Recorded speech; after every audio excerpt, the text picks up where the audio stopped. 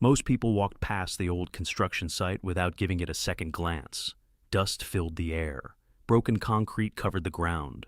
The workers looked exhausted after another 12-hour shift under the burning Texas sun. Among them was a quiet man named Ethan Carter. He wasn't the strongest worker. He wasn't the fastest either. In fact, most people barely noticed him. But 10 years later, the same man would own one of the fastest-growing construction companies in America. This is the story of how one overlooked construction worker turned hard work, rejection, and determination into a fortune no one believed was possible. Ethan grew up in a small town outside Dallas, Texas. His father worked construction his entire life, while his mother cleaned hotel rooms to help pay the bills. Money was always tight. Some weeks the family had to choose between paying the electric bill or buying enough groceries.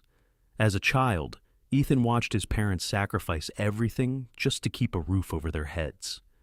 His father often came home covered in dust, too tired to even eat dinner before falling asleep in his chair. One evening, Ethan asked him why he kept working such difficult jobs. His father smiled. "Because every building we finish becomes someone's future." Those words stayed with Ethan forever.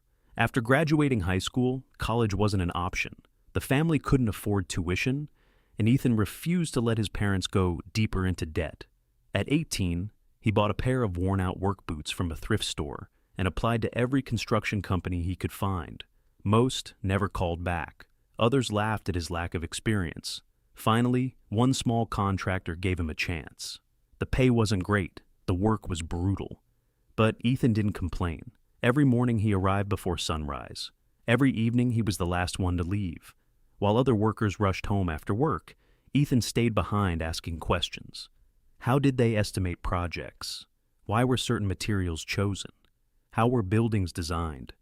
The older workers often joked about him. "Kid thinks he's going to own the company someday." Everyone laughed. Ethan laughed too, but deep inside, he wondered if maybe they were right. Months turned into years. Ethan learned everything he possibly could. He mastered framing, concrete, roofing, electrical basics, blueprint reading, safety regulations, equipment maintenance. He wasn't just becoming a laborer. He was quietly becoming an expert. One afternoon, the company landed a project, building a small medical office. It was the biggest contract they'd ever received. Everyone was excited, until disaster struck.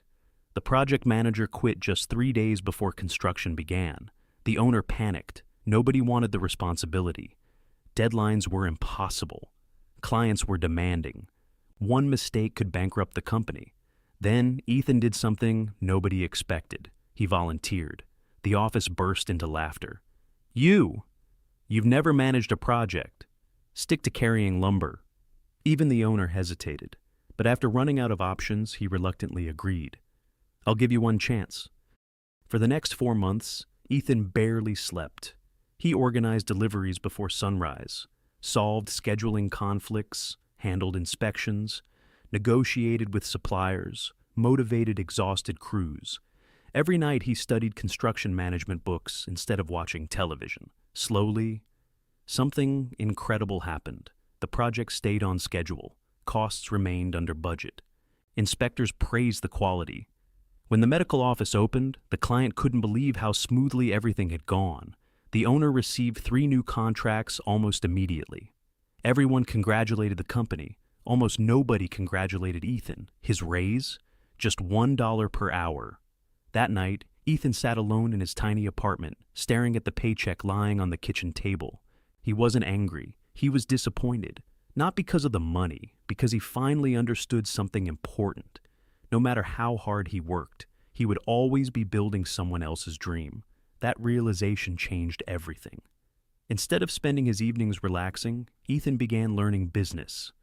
He watched videos about entrepreneurship, read books on leadership, studied accounting, learned how companies found clients. He even visited completed job sites on weekends, just to understand why certain builders were more successful than others. One pattern became obvious. The companies making the most money weren't always doing the best work. They simply knew how to earn trust. One rainy afternoon, an elderly homeowner approached Ethan while he repaired a damaged porch. The man sighed. I've hired 3 contractors this year. Every one of them disappeared after taking my deposit. Ethan looked around at the unfinished repairs. Without saying much, he stayed several extra hours after work and finished everything himself.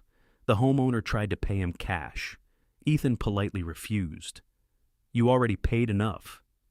The old man smiled. "You'll own a company one day." Ethan laughed. "I don't even own a truck." "You don't need a truck," the homeowner replied. "You need your reputation." Those words echoed in Ethan's mind for weeks. A few days later, the homeowner told his neighbors about the honest construction worker who expected nothing in return. Soon another family called, then another, then another.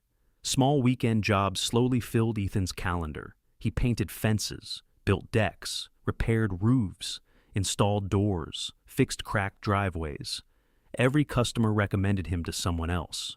Without realizing it, Ethan had just found his first clients, but success always attracts attention. One Monday morning, Ethan walked into work and noticed everyone staring at him. The owner was waiting inside his office. His face was expressionless. He closed the door, then he placed several printed photos on the desk. Photos of Ethan working weekend construction jobs. The owner folded his arms. "So, I hear you're starting your own business." Ethan took a deep breath. He knew this conversation could change his life forever. He simply didn't know whether it would become the beginning of his dream, or the end of everything he had worked for. Ethan looked at the photos spread across the desk. There was no point denying it. "Yes," he answered calmly. "Those are weekend jobs." His boss leaned back in his chair. "I gave you your first opportunity. Now you're becoming my competition?" Ethan shook his head. "I'm not trying to steal your clients. I'm just trying to build a better future." For a few seconds, the room was completely silent. Then came the words Ethan had feared. "You're fired." Just like that, 5 years of hard work disappeared. Walking out of the office carrying a small cardboard box, Ethan felt a wave of uncertainty. He had less than $4,000 in savings, no employees, no office, no equipment, just an old pickup truck, a toolbox, and a dream. Most people would have looked for another construction job. Ethan didn't. The next morning, instead of filling out job applications, he printed simple business cards with one promise: quality work, honest prices, every time. He drove across neighborhoods introducing himself to homeowners. Many ignored him, some laughed. Others told him they already had contractors, but every rejection taught him something. He learned how to speak with confidence, how to listen before offering solutions, how to earn trust instead of asking for it. Weeks passed before he landed his first official project, a small garage renovation. The profit was barely enough to cover expenses, but the customer loved the result. They left a glowing review online, then they recommended Ethan to their family. Soon, more calls started coming in. Instead of spending money on a fancy office, Ethan invested every dollar back into the business. He bought better tools, safer equipment, a used trailer. Eventually, he hired his very first employee. His name was Carlos, a hardworking father of 3 who had recently lost his own construction job. On Carlos's first day, Ethan remembered how nervous he had once been. He smiled and said, "I don't expect perfection, I expect honesty and effort." Carlos never forgot those words. Over the next 2 years, the small team grew into 10 workers, then 20, then 40. Every project followed the same rules. Show up on time, keep your promises, never cut corners. Treat every home like it belongs to your own family. While competitors focused on finishing jobs as quickly as possible, Ethan focused on building relationships. Clients noticed, reviews poured in. Soon local businesses began requesting commercial projects. Restaurants, medical offices, retail stores, apartment buildings. The company was growing faster than Ethan had ever imagined. Then everything changed. A nationwide economic slowdown hit the construction industry. Projects were canceled overnight. Material prices skyrocketed. Banks stopped approving loans. Several competing construction companies closed their doors within months. Friends told Ethan to lay off half his employees before it was too late. Instead, He gathered the entire team inside an unfinished warehouse. Everyone expected bad news. Instead, Ethan said something no one saw coming. "I'm not firing anyone." The workers looked at each other in disbelief. "We'll take smaller projects if we have to. We'll work harder. We'll find new opportunities. But we'll get through this together."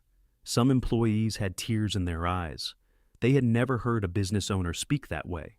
Inspired by Ethan's confidence, the entire company worked harder than ever. Crews accepted remodeling jobs, emergency repairs, insurance restoration work, anything that kept families employed. Little by little, the company survived. Then the economy recovered. While competitors struggled to rebuild their teams, Ethan already had experienced workers ready for larger projects. Contracts flooded in. Schools, office buildings, industrial facilities, entire residential communities. Within a few years, Carter Construction had become one of the fastest-growing construction companies in the region. One afternoon, Ethan received an invitation to speak at a local trade school. Standing in front of hundreds of students, he noticed a young man sitting in the back row.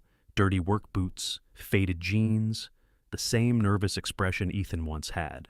After the presentation, the student approached him. "Mr. Carter, everyone says construction is just a dead-end job." Ethan smiled. He remembered hearing the exact same thing years earlier. He replied, "Construction isn't about pouring concrete. It's about building trust. If people trust you, they'll build their future with you." Years later, that student became one of the company's project managers. The cycle continued, one opportunity creating another, one lesson inspiring the next generation.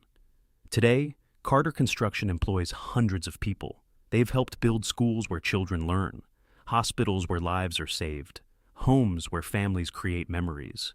But if you ask Ethan what he's most proud of, he won't mention the millions of dollars. He won't talk about awards or the size of his company. He'll tell you about the people whose lives changed because someone once believed in them. Because success isn't measured by the buildings you own. It's measured by the lives you help build. And it all started with one quiet construction worker who refused to give up when everyone else stopped believing. If this story inspired you, remember this. Your current job doesn't define your future. Your background doesn't limit your potential. And sometimes, the person everyone overlooks today becomes the one the world admires tomorrow.